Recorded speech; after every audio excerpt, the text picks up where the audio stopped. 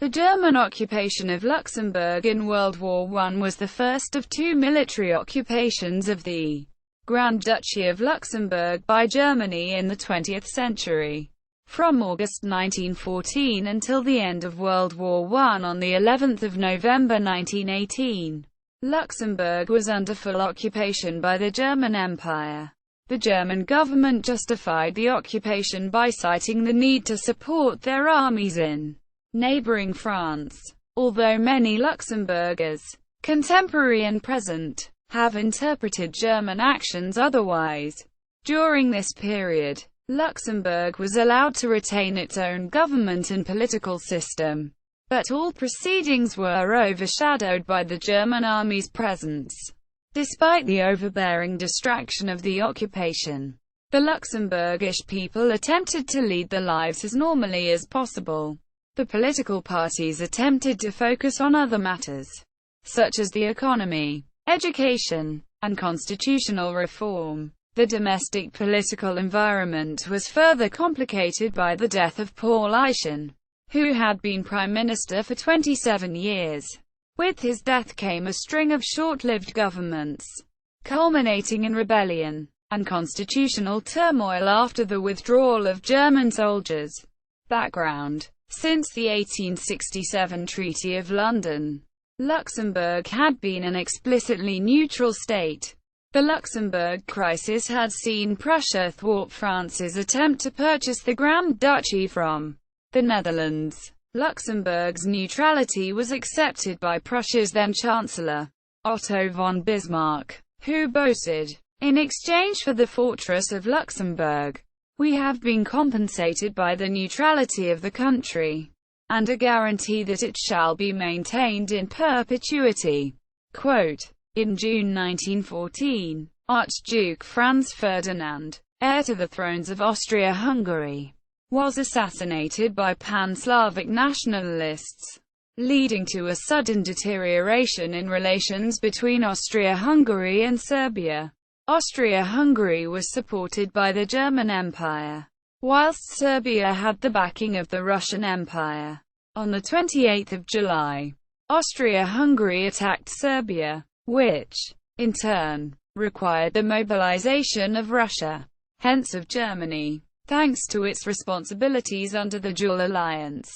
Anticipating a retaliatory declaration of war from Russia's closest Western ally, France, Germany put into action the Schlieffen Plan.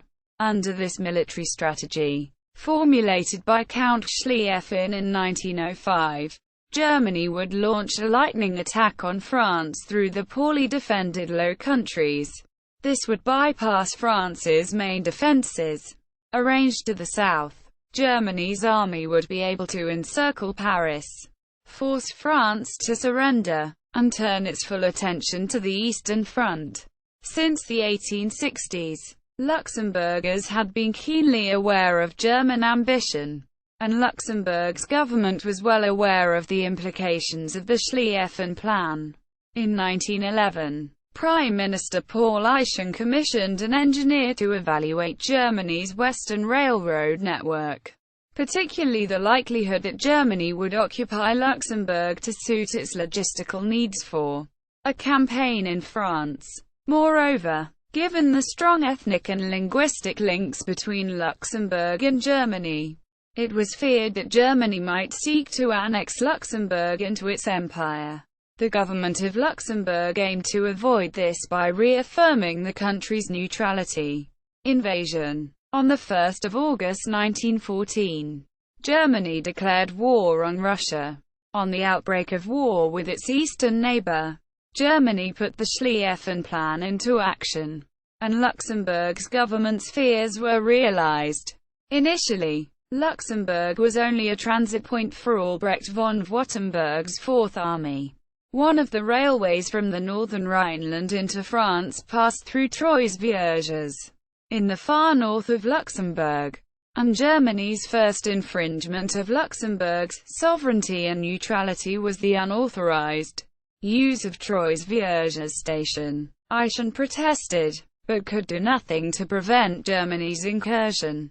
The next day, While French troops were still at a distance from the German frontier, Germany launched a full invasion.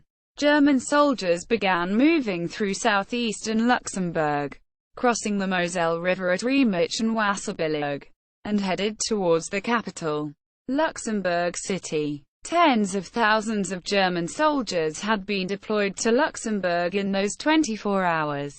Although the Grand Duchy's government refuted any precise number that was suggested, Grand Duchess Marie Adelaide ordered that the Grand Duchy's small army, which numbered under 400, not to resist, and, on the afternoon of the 2nd of August, she and Eyschen met the German commander, Oberst Richard Karl von Tesmar, on Luxembourg City's Adolph Bridge, the symbol of Luxembourg's modernization. They protested mildly, but both the young Grand Duchess and her aging statesman accepted German military rule as inevitable. On the 2nd of August, German Chancellor Theobald von Bethmann-Hollweg justified a complete occupation of Luxembourg in terms of military necessity, arguing that France was ready to invade Luxembourg itself. The French minister in Luxembourg dismissed this argument, claiming that it would not have considered violating Luxembourg's neutrality unless Germany had done so first. Bethmann-Hollweg attempted to prove his country's regret by offering Luxembourg compensation for the losses due to the military presence. On the 4th of August, Bethmann-Hollweg told the Reichstag, however, when it seemed that Germany was on the verge of victory, the Chancellor began to revise his statements. In his September program, Bethmann-Hollweg called for Luxembourg to become a German federal state, and for that result to be forced upon the Luxembourgish people once Germany achieved victory over the Triple Entente. Given this promise, it came as a great relief to most Luxembourgers that the British and French halted the German advance at the Battle of the Marne in mid-September. The result for the combatant nations was trench warfare.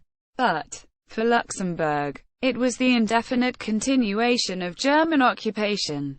Eyschen government. Just as the war was in the balance on the Western Front, so the fate of Luxembourg was seesawing back and forth. It was clear to all that the good conduct of the Luxembourgish government, if fully receptive to the needs of the German military administrators, could guarantee Luxembourg's continued self-government, at least in the short term. Eyschen was a familiar and overwhelmingly popular leader, and all factions put their utmost faith in his ability to steer Luxembourg through the diplomatic minefield that was occupation. On the 4th of August 1914, he expelled the French minister in Luxembourg at the request of the German minister, followed by the Belgian minister 4 days later and the Italian minister when his country entered the war. To the same end, Eyschen refused to speak ill of the German Zollverein, even though he had talked openly of exiting the customs union before the war began. On occasions, Eyschen's principles got the better of him. On 13 October 1914, a Luxembourgish journalist named Karl Dada was arrested by the German army for publishing anti-German stories. He was then taken to Koblenz, and tried and sentenced by court-martial to 3 months' imprisonment. Eyschen was outraged that the Germans had kidnapped a Luxembourgish citizen and tried him for an extraterritorial offense, and Eyschen did nothing to hide his indignation. Eyschen told the German minister in Luxembourg that the action was a direct injury to the Grand Duchy's national sovereignty. Such vexatious complaints were repeated by both Eyschen and Victor Thorn. When a railway worker was arrested in January 1915 for allegedly working for French military intelligence, and subsequently tried and sentenced in Trier as Minister for Justice, Thorn was incensed that the Luxembourgish legal system had been treated with such disdain. Such objections were not received well by the German authorities. Although they tired of Eyschen's stubborn ways, he remained a useful tool to unite the various Luxembourgish political factions. On the 23rd of June 1915, a letter was sent to the Luxembourg government stating that the Germans considered Luxembourg to be a theatre of war and that the population, therefore, was subject to military law. Eyschen was not alone in letting his principles obstruct government business. In the summer of 1915, Eyschen pushed to further reduce the role of the Catholic Church in the state school system. Grand Duchess Marie-Adélaïde objected. A fervently religious Catholic, as was most of the country, but not her late father, who was Protestant, she was reputed to have said, "I will not allow their most precious heritage, Roman Catholicism, to be stolen while I have the key." Marie-Adélaïde refused to budge, inviting Eyschen to resign if he could not accept her decision. Eyschen nearly did, but decided to control himself. Nevertheless, he would not be long in the job. After Eyschen's death, on the 11th of October 1915, Luxembourg's political system was brought to its knees by the death of Paul Eyschen. When war broke out, Eyschen had been 73 years old, but his premiership of 27 years was the only government that most Luxembourgers had known. Throughout the first year of German occupation, he had been a rock for the Luxembourgish people. He had also been of great importance to Marie-Adélaïde. The Grand Duchess had never been groomed for the position, was 53 years Eyschen's junior, and was considered both politically naive and dangerously partisan for a constitutional monarch. The recent strains were relatively cosmetic. Critically, Eyschen had the confidence of the Chamber of Deputies, and he had managed to hold together a government containing all major factions, seemingly by force of personality alone. To make matters worse for national unity, the strain of occupation had broken apart the pre-war anti-clericalist alliance between the socialist and the liberal factions, thus depriving both the clericalists and anti-clericalists of a legislative majority. The Catholic Conservatives formed the largest bloc, but they were least likely to form a majority coalition. Mungenast government. The day after Eyschen's death, Grand Duchess Marie-Adélaïde invited Matthias Mungenast, who had been Minister for Finance since 1882, to form a minority government. Mungenast's special status as a caretaker prime minister is underlined by his official title. He was not president of the government, as all other prime ministers since 1857 had been, but held the lesser title of President of the Council. Mungenast's administration was never intended to be long-lived, and Marie-Adélaïde's main objective when appointing the experienced Mungenast was to steady the ship. Nevertheless, nobody expected the government to fall as soon as it did. On the 4th of November 1915, Mungenast nominated a new candidate for head of Luxembourg's École Normale. The nomination did not meet with Grand Ducal approval, and Marie-Adélaïde rejected him. Mungenast persisted. Education had been a hobby horse of his, and he imagined that the Grand Duchess would accept the advice of a minister as experienced as he was. He was wrong. The Grand Duchess had always been single-minded, and resented a minority prime minister, particularly one so new to the job, making demands of her. The next day, Mungenast resigned, just 25 days after being given the job. Luch government. Having fought with Mungenast, the Grand Duchess decided to appoint an all-conservative cabinet led by Hubert Luch. The Chamber of Deputies was steadfastly opposed. The Party of the Right held only 20 seats out of 52, but they formed the plurality. Marie-Adélaïde sought to end this deadlock by dissolving the Chamber of Deputies and by calling for the voters to grant a mandate to the Conservatives. This outraged the left, which assumed that its deputies alone had the constitutional right to grant the government confidence. It was dubbed by those on the left a coup d'état by the Grand Duchesses. Nonetheless, on the 23rd of December 1915, Luxembourg went to the polls. Although the position of the Party of the Right was improved, taking 25 seats, it fell a whisker short of winning an absolute majority. On the 11th of January 1916, the Chamber of Deputies passed a motion of no confidence, and Luch resigned. National Union government, forming a consensus. After the failure of the all-conservative government, the Grand Duchess turned to the leading liberal politician, Victor Thorn, to form a new government. After Eyschen's premiership of 27 years, 2 governments had come and gone in 3 months, and the Luxembourgish people were becoming disillusioned with the failure of the politicians. Thorn's nature was to be a conciliatory leader, and he made a direct appeal to the Chamber of Deputies to support his government, no matter the deputies' individual ideological persuasions. If you want a government that acts, and is capable of acting, it is imperative that all parties support this government. This support was forthcoming from all parties, but only on the condition that each was invited into the government. Thorn was left with no choice but to afford them this. The resulting Grand Coalition cabinet included every leading light in Luxembourgish politics. Besides Thorn himself, there were the conservatives Elie Coutu Kaufmann and Antoine Lefort, the socialist leader Dr. Michel Welter, and the liberal Elie Coutu Moutria. Food shortage. The most pressing concern of the Luxembourgish government was that of food supply. The war had made importation of food an impossibility, and the needs of the German occupiers inevitably came before those of the Luxembourgish people. To slow the food supply's diminishment, Michel Welter, the Director General for both Agriculture and Commerce, banned the export of food from Luxembourg. Furthermore, the government introduced rationing and price controls to counteract the soaring demand and to make food more affordable for poorer Luxembourgers. However, the measures did not have the desired effect.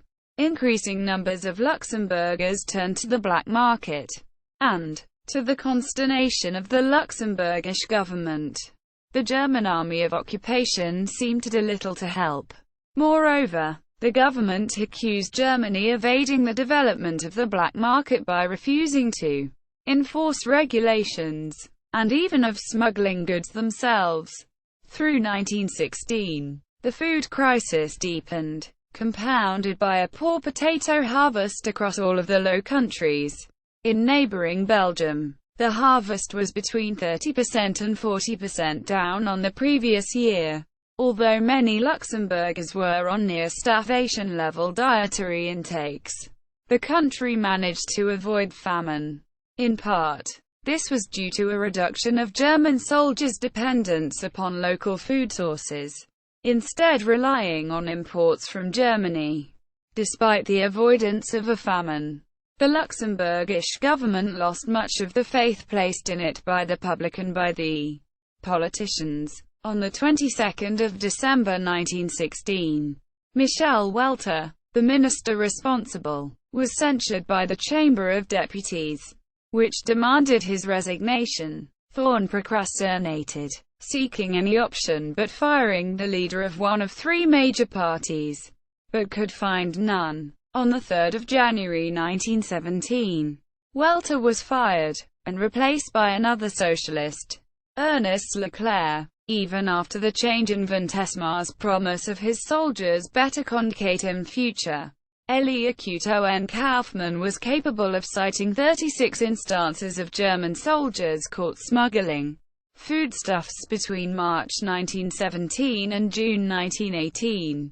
Miners' strike. Discontent amongst the population grew constantly, particularly in the country's industrialized south. The autumn of 1916 had seen the first unionization within the iron and steel industries, with trade unions springing up in both Luxembourg City and Esch-sur-Alzette. Despite the war demand, iron production had slumped, leading to greater employment insecurity. In March and April, 3 independents were elected as deputies from the canton of Esch-sur-Alzette, where the economy was dominated by iron and steel. As independents, these newly elected deputies were the only legislative opposition to the National Union government. For many Luxembourgers, particularly the miners, expression of disgust at the government could not be directed through the ballot box alone, sensing the threat of civil disobedience or worse. Von Tesmar threatened any individual committing an act of violence, in which he included strike action, with the death penalty. However, on the 31st of May 1917, the workers sought to use their most potent weapon. By defying von Tesmar's ultimatum and downing tools, Germany was dependent upon Luxembourgish iron, as the British Royal Navy's naval blockade forced Germany to look to accessible local supplies. In 1916, Luxembourg produced over 1/7 of the Zollvereins pig iron. As such, Germany simply could not afford a strike, lest it be deprived of critical raw materials. In putting down the strike, von Tesmar was ruthlessly efficient, but he was not required to resort to the executions that he had threatened. Within 9 days, the strike was defeated and the leaders arrested. The 2 ringleaders were then sentenced by German court-martial in Trier to 10 years imprisonment. To the disgust of the government, the continued refusal of the German authorities to respect the Luxembourgish government, and the humiliating manner in which the strike was put down by German military muscle rather than the Luxembourgish gendarmerie, were too much for Thorn. On the 19th of June 1917, the government resigned. Kaufmann government. Although the experiment in Grand Coalition had failed, the need for some political unity remained. As the National Union government was collapsing, Kaufmann arranged an alliance between his Party of the Right and Moutrier's Liberal League, seeking to achieve change that would outlive the occupation. The primary objective was to address the perennial grievances of the left by amending the Constitution. In November 1917, the Chamber of Deputies launched a wide-ranging series of debates on various amendments to the constitutions. Ultimately, the constitution was amended to prohibit the government from entering into secret treaties, to improve deputies' pay, hitherto set at just 5 francs a day, to introduce universal suffrage, and to change the plurality voting system to a proportional one. Whereas all of the above measures were broadly popular across most of the political spectrum, the same was not true of the proposal to amend Article 32. Said article had not been amended in the overhaul of 1868, and its text had remained unchanged since the original Constitution of 1848, stating unequivocally that all sovereignty resided in the person of the Grand Duchess. For some, particularly those that resented the close relations between Marie Adelaide and the German royalty, the idea of national sovereignty residing in such a person was unacceptable. The Chamber of Deputies voted to review Article 32, but Kaufmann refused to allow it, seeing the redefinition of the source of national sovereignty as covert republicanism. The summer of 1918 saw a dramatic decline in the fortunes of the government. On the 8th of July, Clausen, in central Luxembourg City, had been bombed by the British Royal Air Force, killing 10 civilians. Although this did not endear the Allies to Luxembourgers, the Grand Duchess's instinct was to run to the Germans, who were even less popular amongst the people. On the 16th of August, German Chancellor Georg von Hertling paid a visit to Luxembourg. Although Hertling asked only to see the Grand Duchess, Kaufmann asked that he also attend. To the Luxembourgish people, relations between the two countries now seemed unambiguously cordial, and all that was left of Kaufmann's credibility disappeared. This was compounded further by the news on the 26th of August of the engagement of the Grand Duchess's sister, Princess Antonia, to Crown Prince Ruprecht of Bavaria, who was General Feldmarschall in the German army. Pressure mounted on Kaufmann, with his party still strong, but with his personal reputation shattered. He was left with no option but to resign, which he did on the 28th of September in favor of Emil Reuter, another conservative. End of the war. Armistice. By the autumn of 1918, Germany's position in the war was becoming untenable. The massive spring offensive had been an unmitigated disaster, whereas the Allied counterattack, the 100 Days Offensive, had driven the German army back to its own borders. On the 6th of November, von Tessmar announced the full withdrawal of German soldiers from Luxembourg. 5 days after von Tessmar's announcement, Germany signed an armistice treaty, which brought an end to the war of 4 years. One of the terms of the armistice involved the withdrawal of German soldiers from Luxembourg, along with the other occupied countries. The Allied powers agreed that the German withdrawal from Luxembourg would be observed by the United States, and that the United States would receive the honor of liberating the captive country. On the 18th of November, American General John Joseph Blackjack Pershing, Commander-in-Chief, C&C, of the American Expeditionary Force, AEF, on the Western Front, issued a proclamation to the people of Luxembourg, stating that the United States' newly formed Third Army would move through Luxembourg to occupy the German Rhineland, but that the Americans would come as allies and as liberators. After 4 years of violation of its territory, the Grand Duchy of Luxembourg is to be fortunately liberated. American troops enter the Grand Duchy of Luxembourg as friends, and will abide rigorously by international law. Their presence, which will not be extended longer than is absolutely necessary, will not be a burden upon you. The operation of the government and institutions will not be impeded. Your lives and livelihoods will not be disturbed. Your person and your property will be respected. The following day, American soldiers crossed the Franco-Luxembourgish border. Everywhere, they were feted as liberators, in the spirit that Pershing had intended to inspire, and were met by bands and civilians waving flags, and were adorned with flowers. Luc Hoos, the mayor of Luxembourg City, told the advancing American army that the Germans had, on the whole, been disciplined and well behaved in the previous 3 weeks, a marked improvement upon his numerous complaints earlier in the conflict. Finally, on the 22nd of November 1918, the German army completed its withdrawal from Luxembourg, ending its occupation. Germany's defeat created the perfect opportunity for the Allied powers to resolve the Luxembourgish question once and for all. By removing Luxembourg from Germany's sphere of influence, they hoped to guarantee its continued independence, and thus preserve the peace they had won.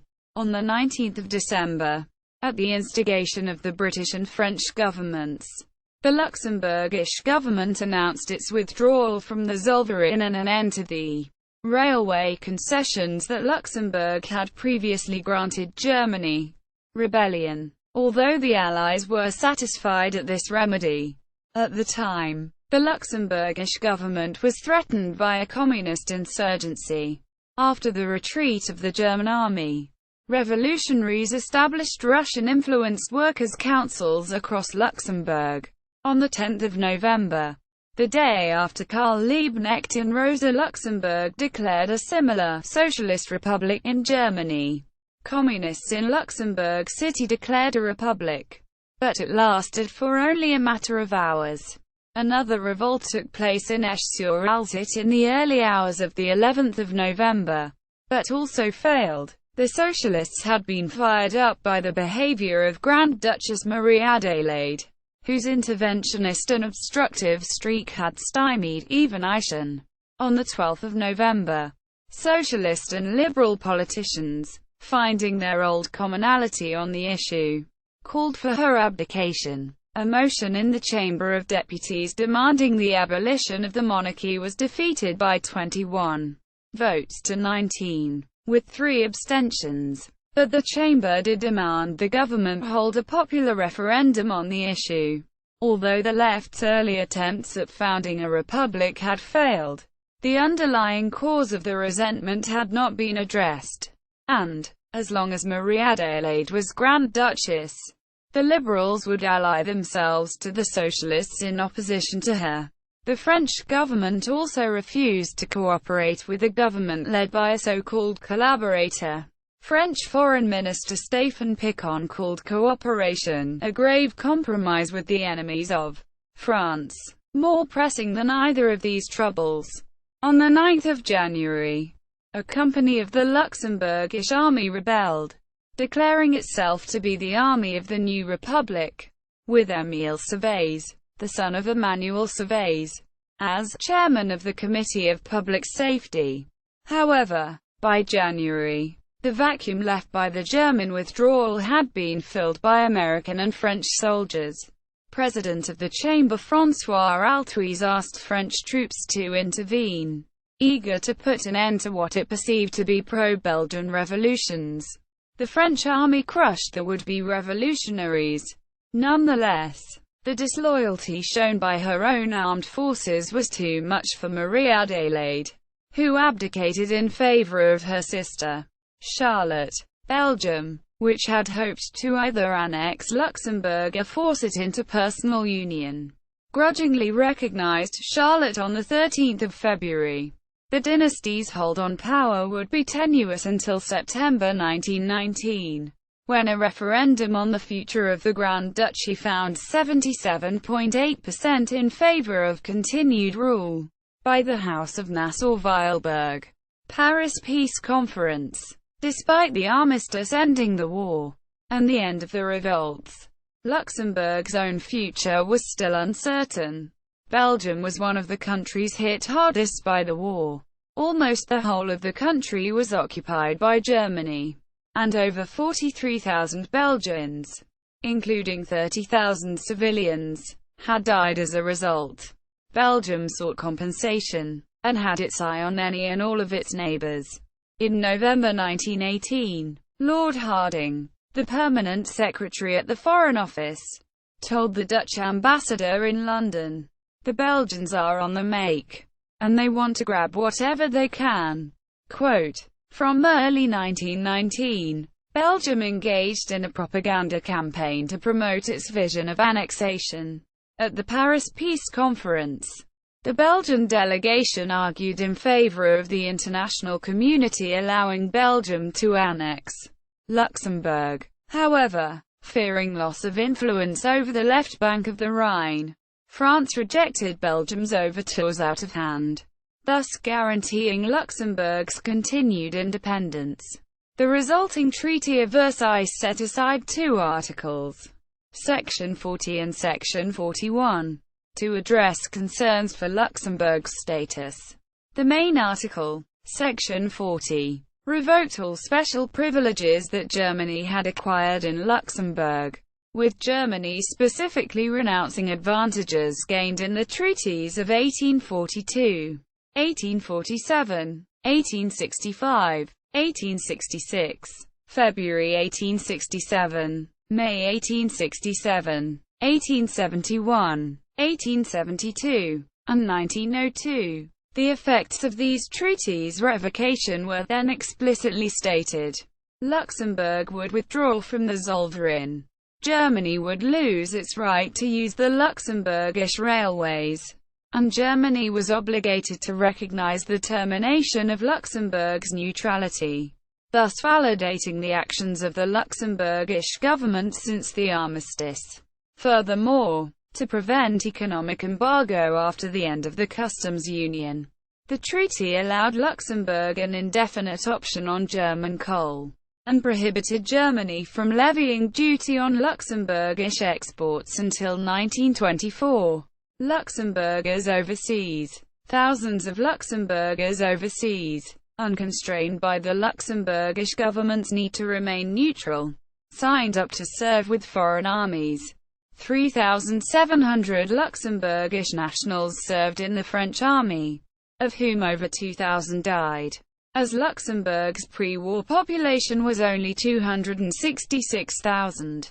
The loss of life solely in the service of the French army amounted to almost 1% of the entire Luxembourgish population, relatively greater than the totals for many combatant countries.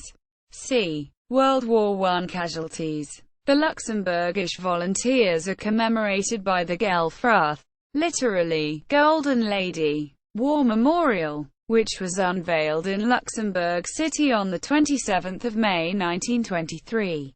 The original memorial was destroyed on 20 October 1940, during the Nazi occupation, as it symbolized the rejection of German identity and active resistance against Germanization. After World War II, it was gradually rebuilt, culminating in its second unveiling. On 23 June 1985, the Luxembourgish community in the United States found itself confronted by a crisis of identity. Traditionally, they had identified themselves as ethnically German, rather than as a separate community of their own. As such, they read German-language newspapers, attended German schools, and lived amongst German Americans.